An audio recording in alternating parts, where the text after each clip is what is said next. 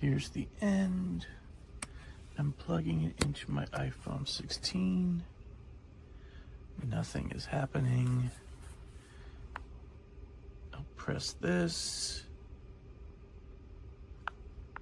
Nothing is happening.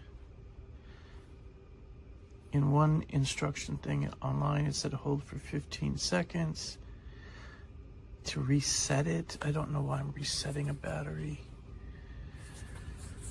I don't know.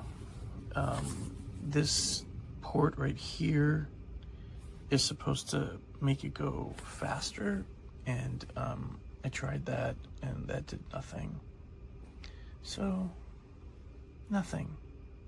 And this came with 2, and the second one also same deal. So I don't get it. Whatever, returning them.